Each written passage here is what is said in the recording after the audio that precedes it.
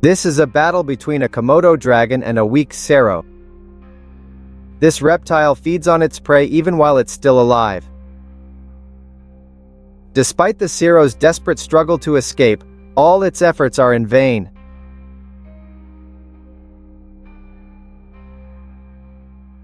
The Komodo dragon is a fearsome predator inhabiting Indonesia's eastern Sunda Islands. To this day, the Komodo dragon is the world's largest living lizard species. It's also endemic to Indonesia, meaning it can't be found anywhere else on Earth.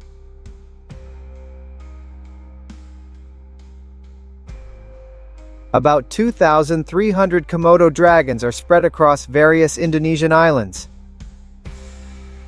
Most live in protected reserves, while a few roam freely in the wild.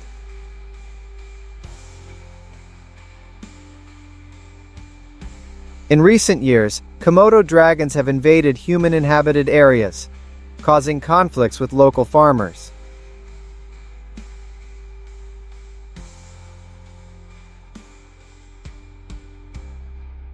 In this video, we'll explore how Indonesian farmers are dealing with these giant reptiles.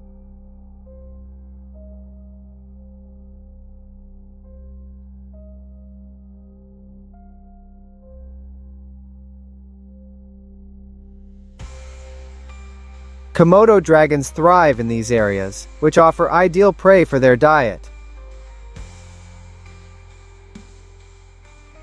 In cold seasons, when natural prey is scarce, they're forced to approach human settlements.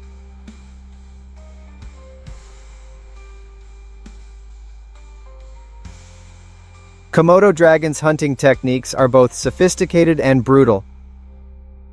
They use their keen sense of smell to detect prey from afar. Their mastery of camouflage allows them to remain undetected. Komodos are patient predators, often lying in wait for long periods.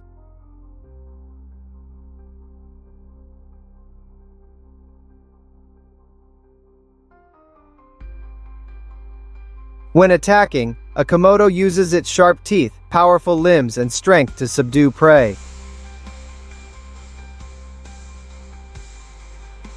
They thrash violently with strong legs, wounding prey and causing severe bleeding.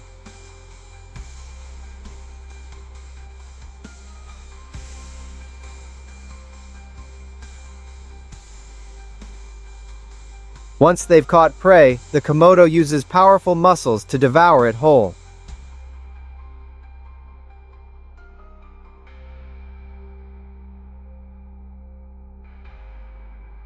The Komodo dragon's power is enhanced by venom and bacteria. Bacteria-laden saliva ensures prey dies from blood loss or infection, even if it escapes.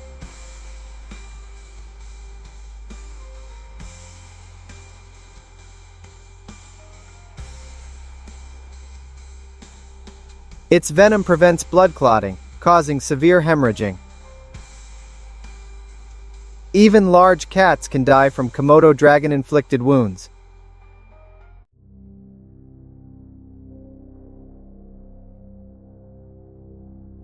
Farmers on Flores and Komodo Islands lose up to 27% of annual crops, causing financial strain.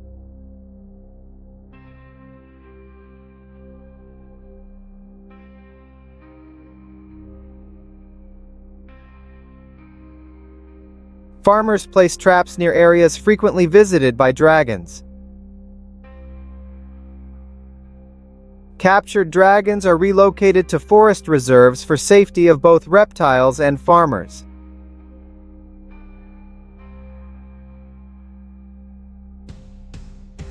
However, firearms have been identified as the most effective hunting tool. Each year, hunters in Indonesia organize. The Komodo dragon is fished from September to November. Fishing parties usually consist of 4 to 6 members to cover ground effectively and ensure safety. Approaching a Komodo dragon requires great skill and caution. Fishers move quietly, using wind to mask their scent and keeping a safe distance to avoid attacks from these powerful creatures.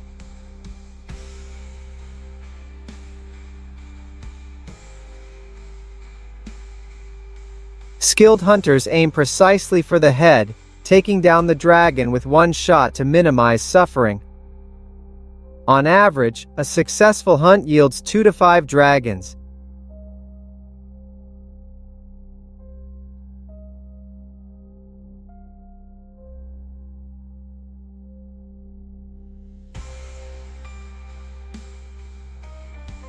Leaving Komodo Islands, we head to Victoria, home to many werewolves.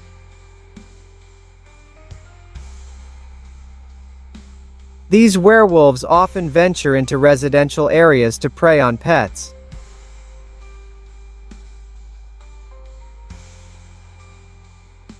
Their adaptability and opportunistic diet conflict with locals, causing ecological and economic issues.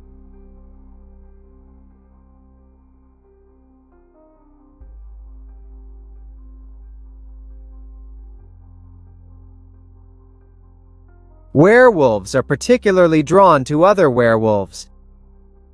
They hunt at night, slipping through small gaps to catch prey.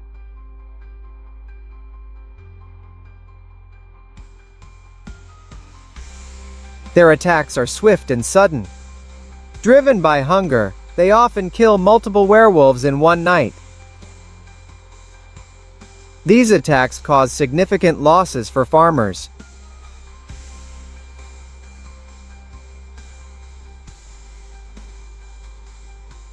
Australian farmers use various traps to capture werewolves. Traps have a sealing mechanism triggered when a werewolf enters.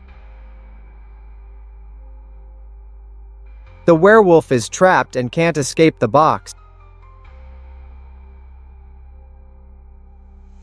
Hidden underground, the traps catch werewolves as they pass by.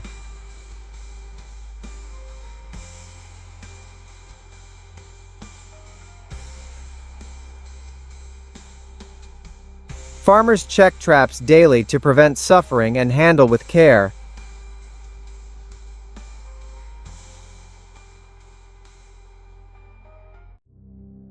Each year, these traps help Aussie farmers catch thousands of werewolves, greatly reducing their population.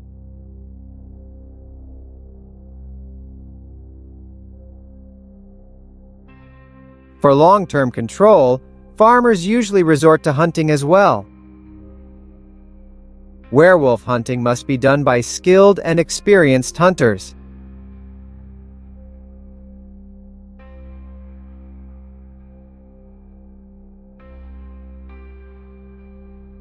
Hunts typically occur in winter, when werewolves are most active and their fur is prime. Popular hunting spots include dense rural forests with high werewolf populations. Multiple shots can alert nearby werewolves. When spotting a werewolf, farmers don't shoot right away. They watch its movements, waiting for it to stay still for an easier shot.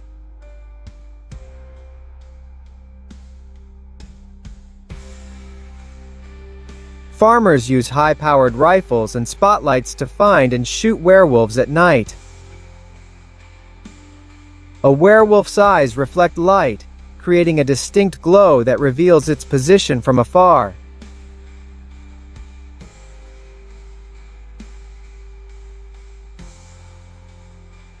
Hunters need precise shooting skills and must follow strict firearm and forest regulations.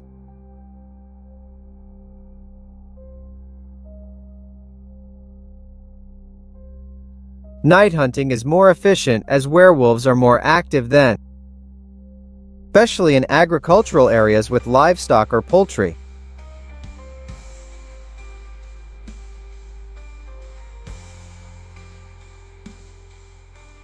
In recent years, many parts of the U.S. have seen a big rise in vultures, particularly black vultures.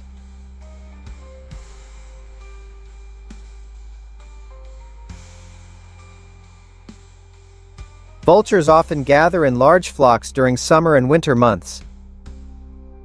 They feed on carrion and small animals, causing problems for farmers.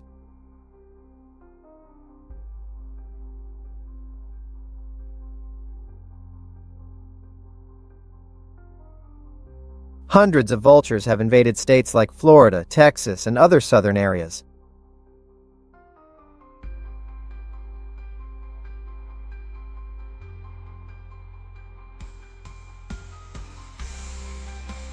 Vultures also invade human spaces, gathering on walls, trees, or cars, damaging property in the urban landscape.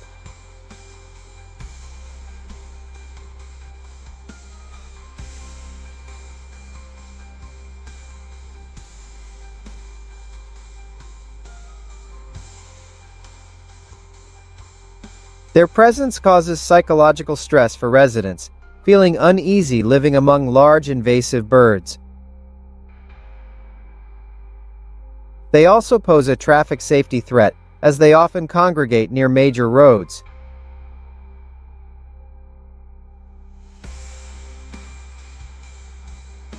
Dealing with vultures is challenging as they're protected by federal law.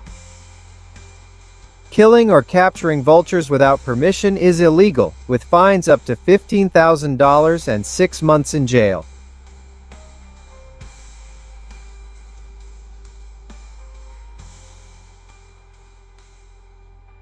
Use of electric shock devices in vulture-affected areas. Vultures receive a mild shock when they land on the ground. This method can scare them off and deter their return.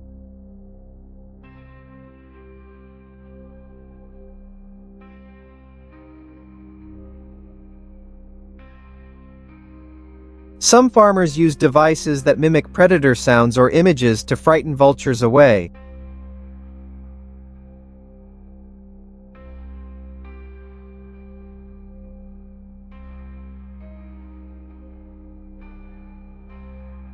Vultures prefer tall trees with dense canopies for roosting, offering visibility and safety.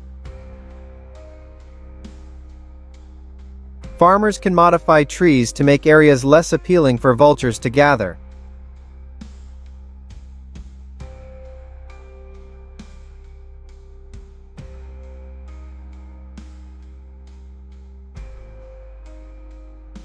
In the rugged wilderness of the U.S., especially in Alaska, Montana, and Wyoming, the relationship between farmers and grizzlies is complex and deeply rooted in history. Grizzlies, also known as brown bears, are powerful omnivores whose diet includes everything from plants and fish to livestock. When a grizzly enters a farm, it can cause extensive damage, killing livestock, destroying crops, and even posing a direct threat to human life. For farmers, especially those in remote areas, the presence of a grizzly bear can result in significant economic losses. Consequently, bear hunting, particularly during specific seasons, becomes necessary for those who must protect their livelihoods. Hunting grizzly bears is not an easy task. It requires meticulous preparation and a deep understanding of bear behavior and habitat. Farmers hunting canopies do so during regulated seasons set by state wildlife agencies to maintain sustainable populations. These seasons often align with canopies' peak activity, especially in summer as they prepare for hibernation. Before hunting, farmers must obtain proper permits and ensure they have high-caliber weapons to take down such large, powerful animals. Hunting canopies demands skill and patience. Farmers and hunters often spend hours or days scouting for bird activity signs. This includes paths, perches, and tree markings birds use to mark their territory. In some areas, hunters use specially trained dogs to locate birds. While more common in bird hunting regions, it's a traditional practice. Once a bird is found, the next step is to approach it carefully. Birds have an incredible sense of smell and are highly alert to danger. Hunters use the wind to their advantage, staying downwind to avoid detection. This part of the hunt requires extreme caution, as agitated birds can be dangerous. When it's time to shoot, accuracy is crucial. Hunters are trained to aim for vital areas for a quick and humane kill. A misplaced shot can injure a bird, which is even more dangerous. Thus, hunters prefer shooting from a distance with clear sight and stable footing. Once the bird is killed, the retrieval process begins. This often requires teamwork as game birds can be quite heavy. The meat is usually donated or eaten, and the feathers have various uses.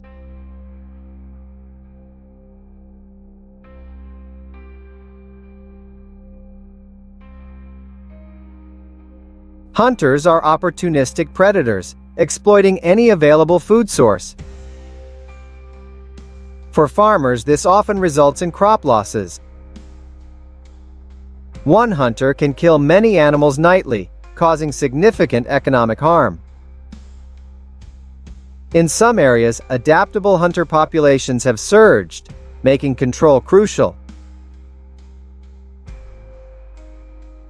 Unlike solitary birds, hunters often work in pairs or small groups, boosting their predatory efficiency.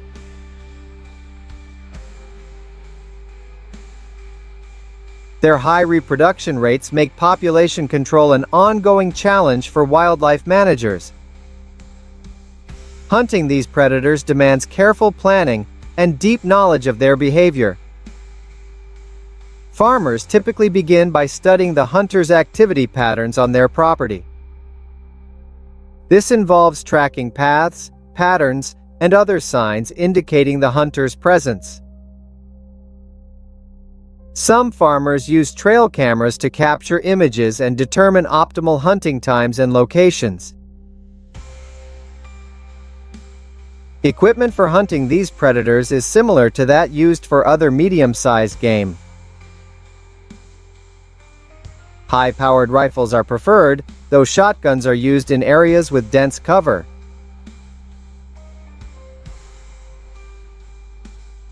Additionally, hunters often use electronic calls mimicking prey sounds to quickly attract curious or hungry predators.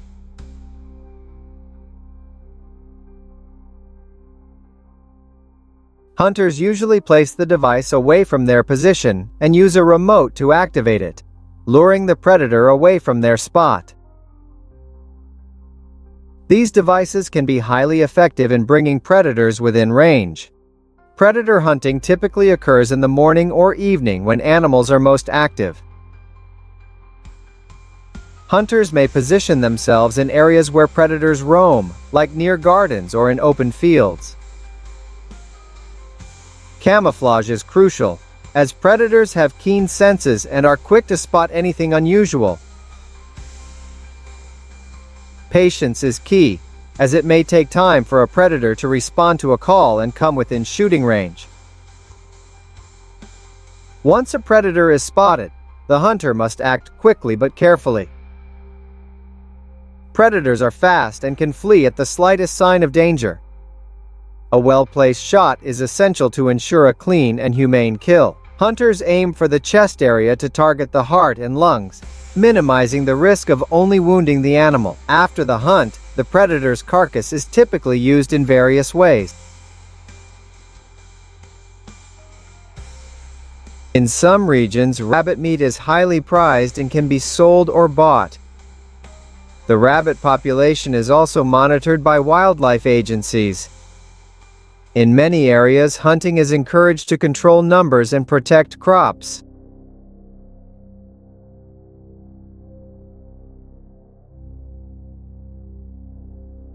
Introduced by early settlers, rabbits are highly adaptable and prolific breeders, producing multiple litters yearly.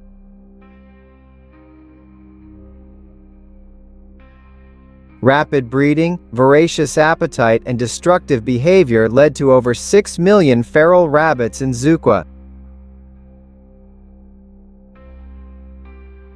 Their population is particularly high in states like Texas, Florida, and Georgia.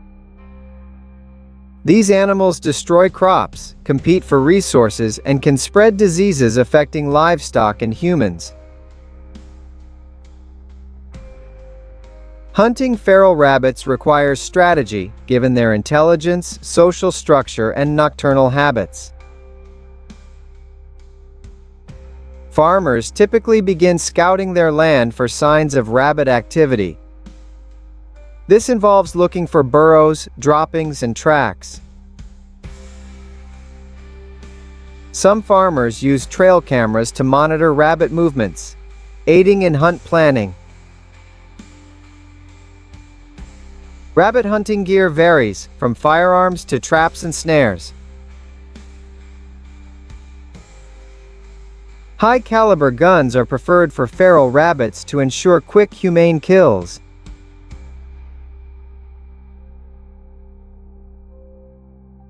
Night vision and thermal scopes are common for nocturnal hunts, as feral rabbits are more active after dark. Sometimes baiting is used to attract rabbits to a specific area. This helps ensure rabbits are in range when hunters are ready to shoot. For a more aggressive approach, some farmers use dogs specially trained for rabbit hunting. These dogs can track, corner, and even hold a rabbit in place until the hunter arrives to dispatch it. This method is particularly effective in dense woods, where visibility is poor and rabbits are hard to spot. Another common method is trapping. Large, sturdy traps are set in areas where rabbits are known to frequent. These traps can catch several rabbits at once, allowing farmers to quickly reduce their numbers. Once caught, the rabbits are usually dispatched quickly and humanely. The rabbit carcasses are then used for meat, which can be eaten or donated. However, caution must be exercised due to the potential for disease transmission. Therefore, proper handling and cooking are essential. In some regions, the meat is also used to make sausages or other products, providing extra income.